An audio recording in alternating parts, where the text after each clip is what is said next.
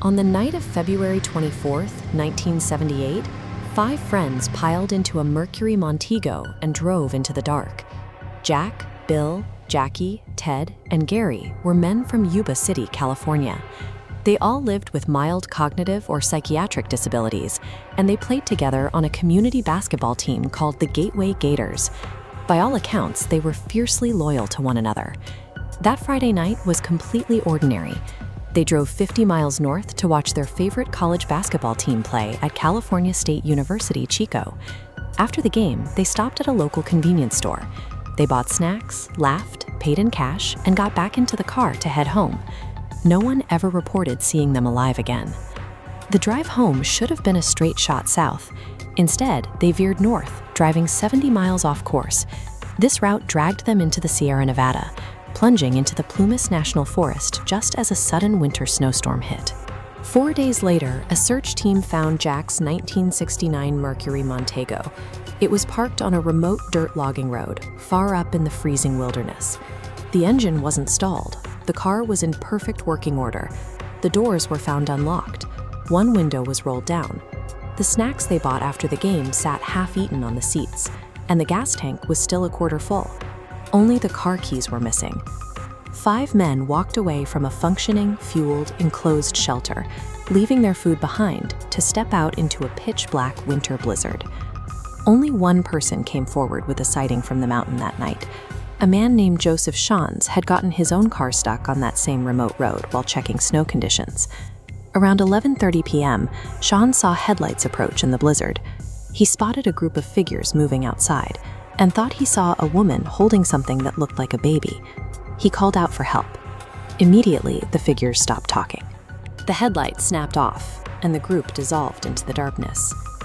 Shans was suffering a severe medical emergency, resembling a heart attack at the time, making his exact visual details debatable. But his timeline perfectly matched the arrival of the missing men. Weeks turned into months. The snow kept falling. It wasn't until the June thaw that searchers finally discovered the first bodies, scattered a staggering 11 miles uphill from the abandoned car.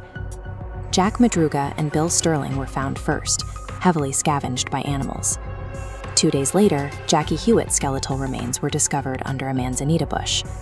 All 3 had succumbed to hypothermia. The location of these bodies rules out a brief excursion to check a tire or ask for directions. These men actively hiked for miles, pushing deeper into a freezing, completely uninhabitable zone.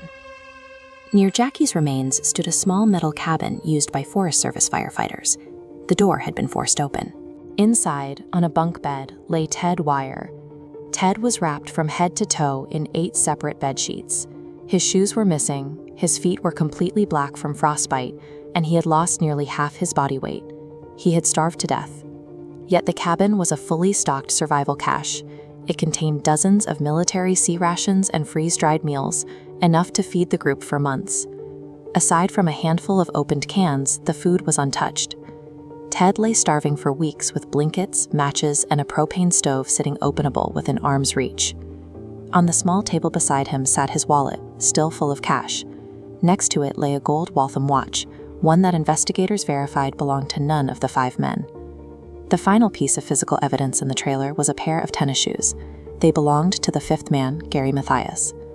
To freeze and starve while entirely surrounded by heat and food contradicts the most basic instincts of human self-preservation. Every artifact left inside that metal box points to a choice that resists logic. Standard investigative theories fail when applied to this geography. There were no signs of physical violence. They had no clear motive to run, yet they left a perfectly good vehicle to scatter themselves across a brutal, freezing mountain range. Then there is the final variable. Gary Mathias was an Army veteran whose paranoid schizophrenia was kept in check by medication. After leaving his shoes in the trailer, he vanished. He is the only member of the group who was never found. The case remains officially unsolved. Investigators still debate whether the group fled an external threat on the dark road, or if a severe internal psychological break dictated their fatal path into the woods.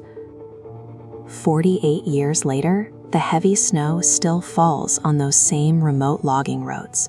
The trailer still stands. The physical evidence is documented, sealed, and provides no resolution. The Yuba County Five remain a testament to the limits of investigation. In the extreme conditions of the wilderness, human behavior can leave behind a trail of physical facts that refuse to align into a single coherent truth.